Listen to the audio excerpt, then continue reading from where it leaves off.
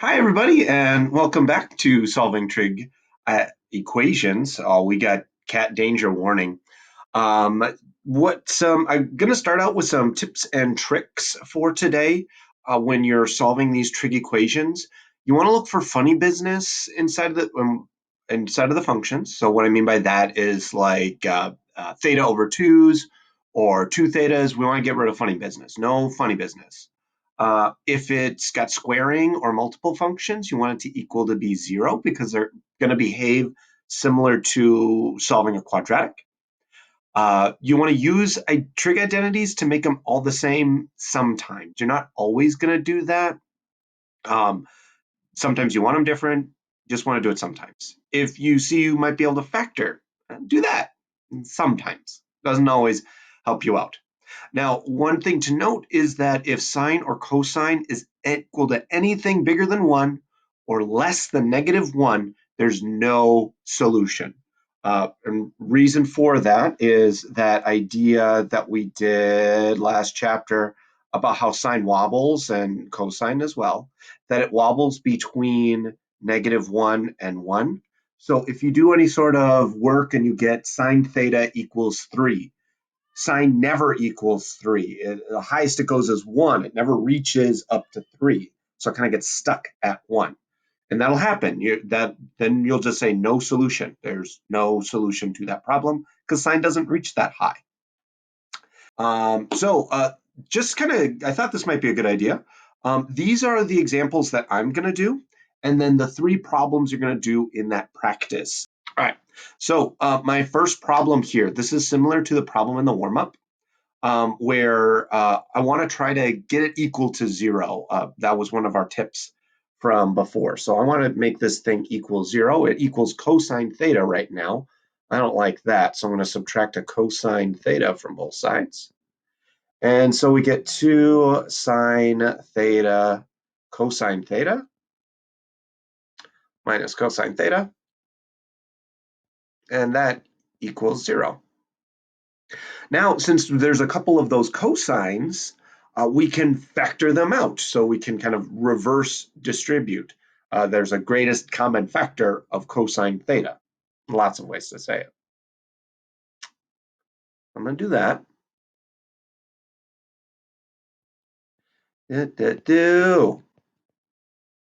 All done. Factored out the cosine theta. Since those two things are being multiplied together and that they equal 0, one of those things has got to be 0. So we could have this thing be 0. So cosine of theta equals 0. Or we could have this thing equal 0. So 2 sine theta equal, not equals, -1 equals 0. Solve this thing. So this one's kind of already, I'm sorry, I'm pointing, but that one's kind of already solved. So already set there. I do need to solve this one.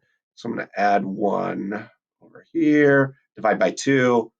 I don't need to show all this solving. Hopefully we know how to solve a 2-step equation when we're in pre-calculus. All right, so sine theta equals 1/2, cosine theta equals 0. Now it's just an oral exam question. So when cosine, frick, this one is a quadrantal. What a jerk. So when the x value is 0, because cosine is x, so I want to go 0 left and right. So I want to either go straight up or straight down. So that straight up one is pi over 2. And then this bottom one down here is 3 pi over 2. One thing that I'm going to be doing for all these problems is we're going to assume that we're only looking for answers between 0 and 2 pi. I didn't write that at the top of each one, but you want to check that. If it was in general form, you had that plus or minus 2 pi in. That's what you always do if it's in general form. But we're only going to do the ones between 0 and 2 pi, so we just have that pi over 2 and 3 pi over 2. For the orange one, now I got to do the green one. So I'm going to extend my page a little bit here.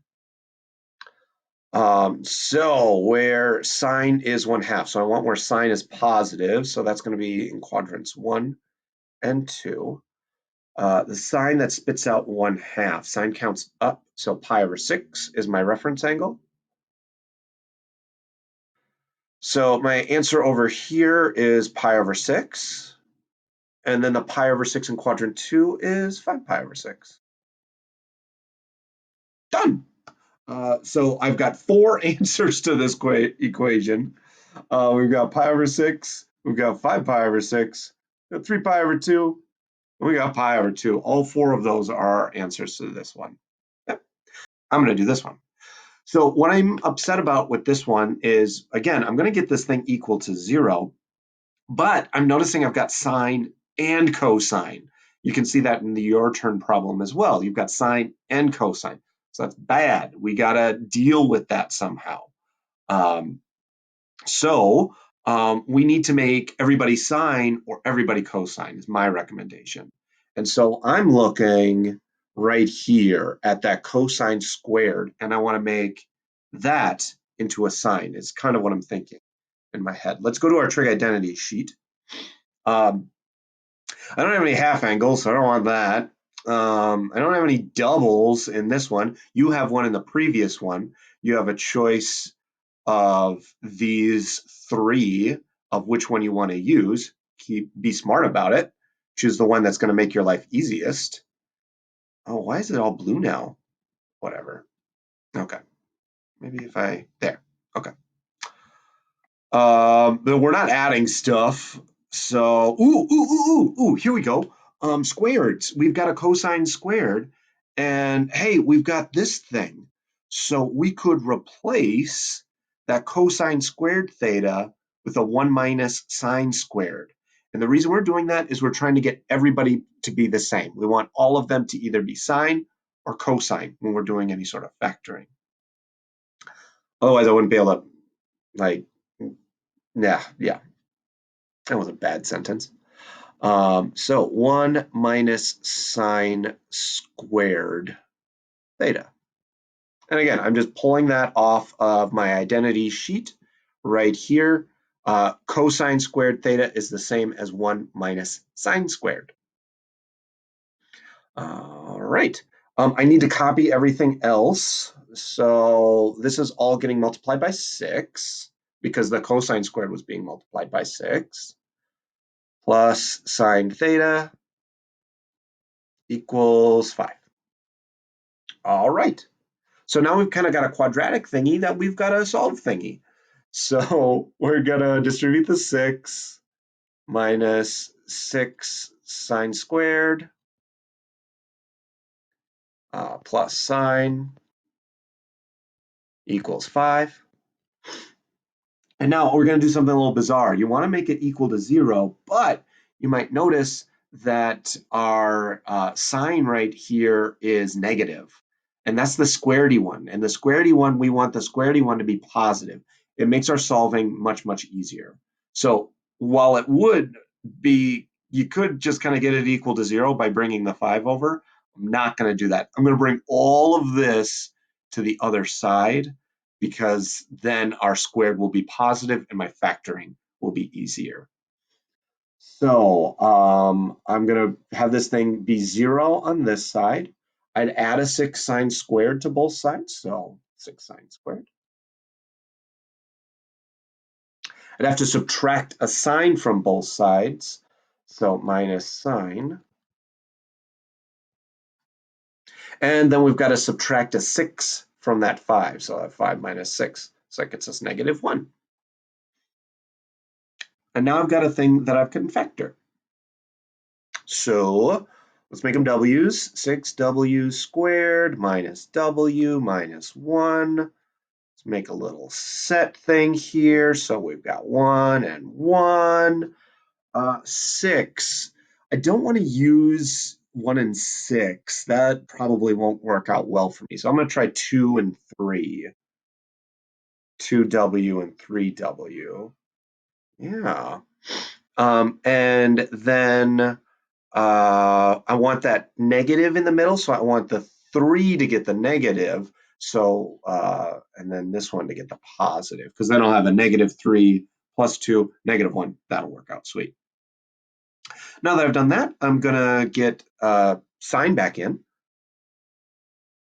So we have 2 sine theta minus 1. and 3 sine theta plus 1. And this all equals 0. Using that, we can make our two kind of oral exam questions. Sine theta equals 1/2, and sine theta equals -1/3. The sine theta equals 1/2, that one is in quadrants 1 and, quadrants 1 and 2. And our reference angle sine counts up, so pi/6.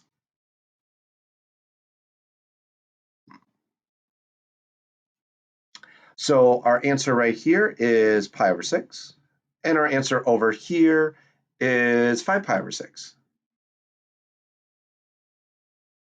Now, the other one, this one over here, we've got a little trouble because we don't have, I don't know 1/3. That's not one of the things. If we check uh, our golden nugget, 1/3 isn't on there in any of the trig in any of our solutions.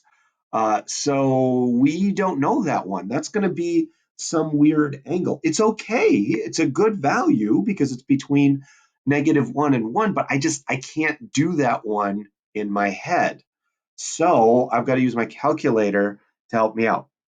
I'm going to do a lot of it the same way. It's just that reference angle piece that I need the calculator for. So I need the two quadrants where sine is negative, so that's down here and down here. My reference angle, I need my calculator to figure out. So I'm going to do inverse sine. Inverse sine. And I'm going to use positive 1/3. Always use a positive when you're using the calculator to help you out. That avoids some of the nonsense that we were talking about last time.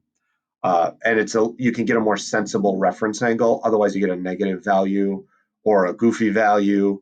It is possible to work with it, but it's more work than it's worth. Oh, I'm in the wrong mode. I want radian. I could edit that out, but I don't think it's worth it. I think it's worth seeing that, hey, by the way, that's the degree answer. That's wrong. I want the radian answer. That's what I'm looking for. 0.33, well, 340. 0.340. Okay, so that's my reference angle. Reference angle's chilling right here and right here. To get this first one, I need to go up to pi and then tack on that reference angle. So on my calculator, I need to do pi plus my reference angle that I just got. So I'm going to use second answer. So my first answer is 3.481.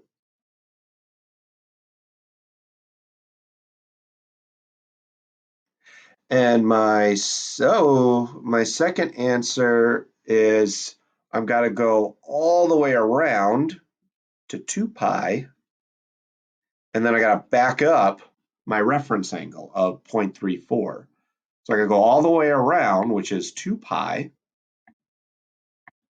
and then I've got to back up. So I'm going to subtract my reference angle. And I can't use answer anymore because I already typed something in, so I'm actually going to type in 0.340 this time. So then my second answer is 5.943.